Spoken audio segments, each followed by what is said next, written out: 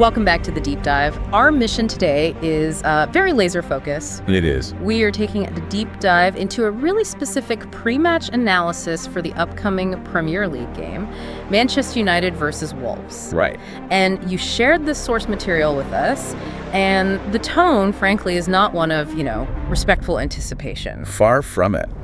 This preview, it acts less like a balance sheet and more like a tactical and psychological ultimatum for Manchester United. Ultimatum, okay. The source is highly critical, you can even say dismissive of the opposition, and it lays out this minimal but absolutely necessary path for United to get a win. So our job is to unpack that. Exactly. We need to synthesize these pretty extreme claims, dissect the tactical homework the analyst has assigned, and really understand why the opponent's weakness actually creates a unique challenge. Okay, let's unpack that core tension immediately, because it's the whole premise here. It is. The source identifies United as the great paradox of the season. They can pull off these massive, defining away wins. You're talking Anfield, Sousa Park, but then they come home and they just struggle, dropping 4 points out of 6 against teams like Everton and West Ham. And that inconsistency is the central feature. It sets the stage, not just for this game, but for their entire season. So the big question is? The fundamental, uncomfortable question for the club, and for you as the listener,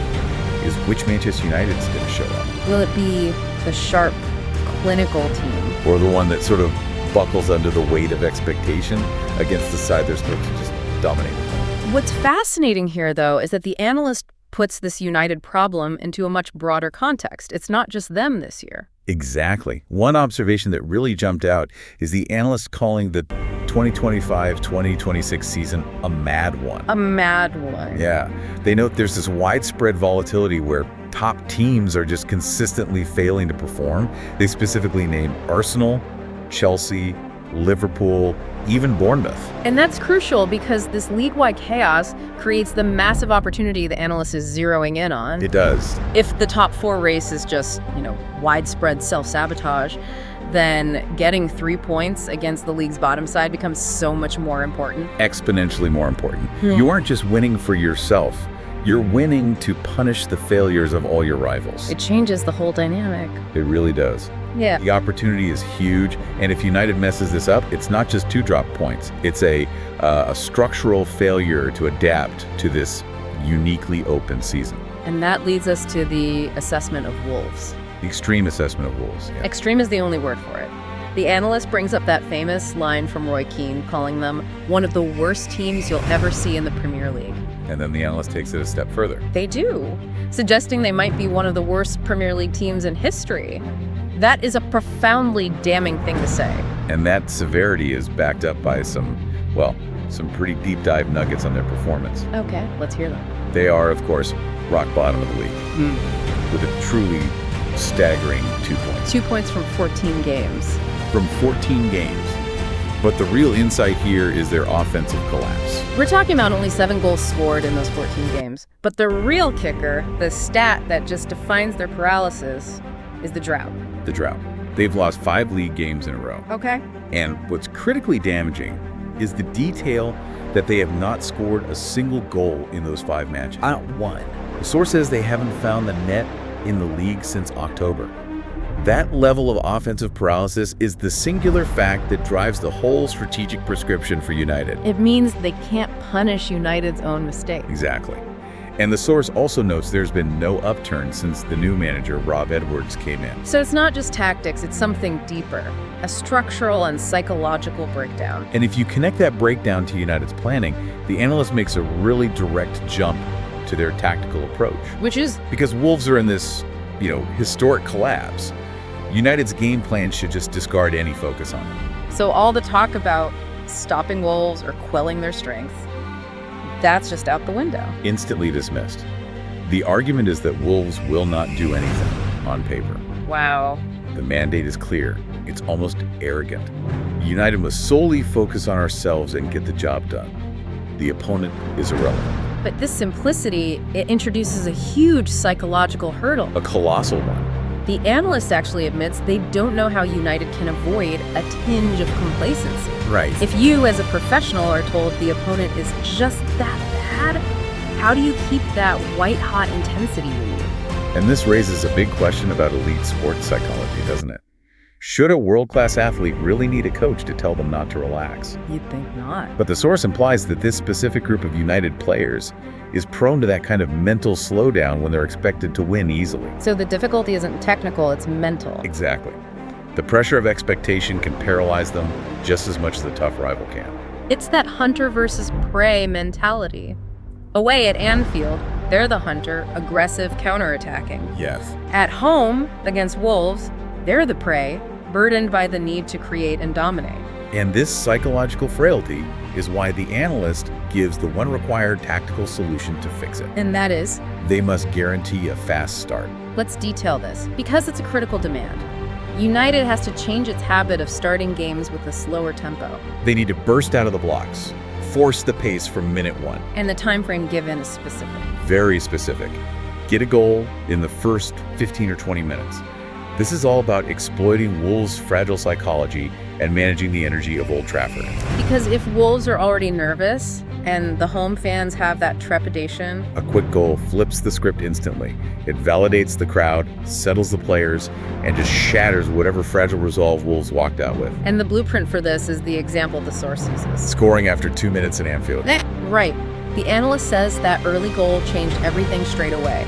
It let United settle in and manage the game on their own terms. And this game requires that exact same psychological ignition switch. So moving on to the personnel needed for this fast start. There are a few predicted changes started on the other side. Yes, Wolves' defensive structure is forced to change. A key yellow card suspension for João Gomez. So the analyst is expecting what, exactly? They think this will pull their defensive midfielder, Bergar, into the back line, and then Hang will have to play wider to compensate.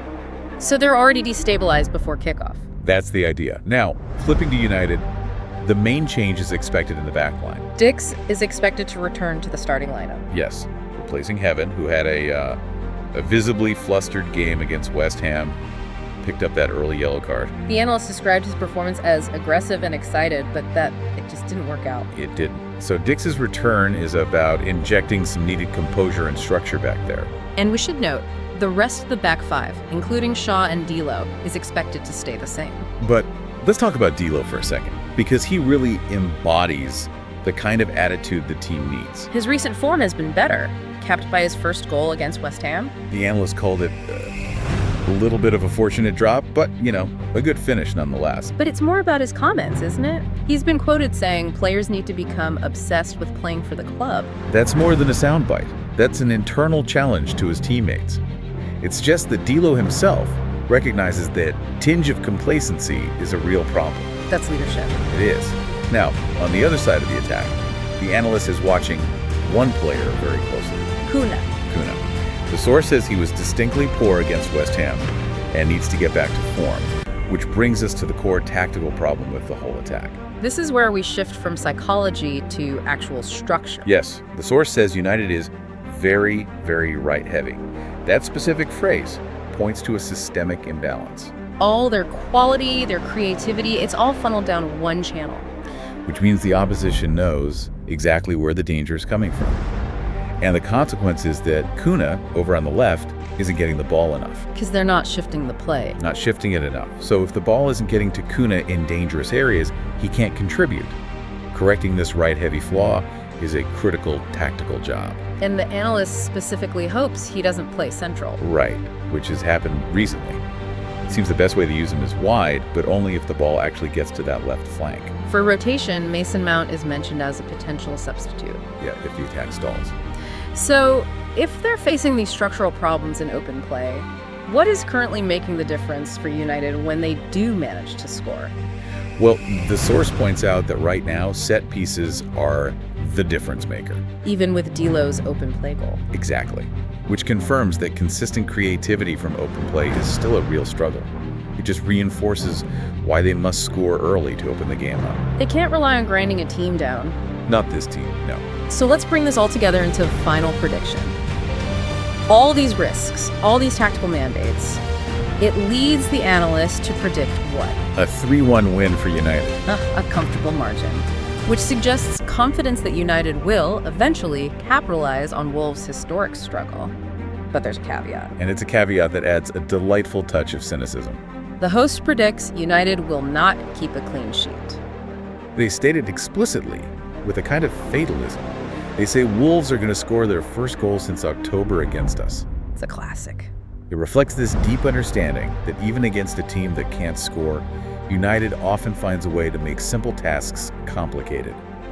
It's a concession to their own sloppiness. So the overall conclusion is this: United doesn't need to be playing great, not against one of the worst teams in Premier League history. They just need to get the job done, secure the win, and take full advantage of rivals dropping points. It's about opportunity, not perfection. And the strategic takeaway is what? It's multi-layered, a fast psychological start to beat complacency. And structurally, they have to address that right-heavy attack to bring players like Kuna into the game. Success is defined by efficiency, not flair. Precisely. Absolutely. This deep dive has shown us this isn't just a match preview, it's an urgent prescription for change, driven entirely by the historic weakness of the opponent. And if you're looking at the league as a whole, the source material's biggest takeaway is that paradox of this Premier League season. The widespread, frequent, and just consequential drop points by all the so-called frontrunners. Yeah. So if United must win just because their rivals are failing, what does that say about the overall quality of the top teams this year? Does this widespread inconsistency point to an increased level of, competitive parity? Where smaller teams are actually closing the gap? Or is this just a sign of widespread underperformance at the highest level? A suggestion that the Giants are, maybe, collectively entering a cycle of decline? That is the fascinating question for you to explore as you consider the current state of the game. Thank you for joining us for this deep dive into the source material. We'll catch you next time.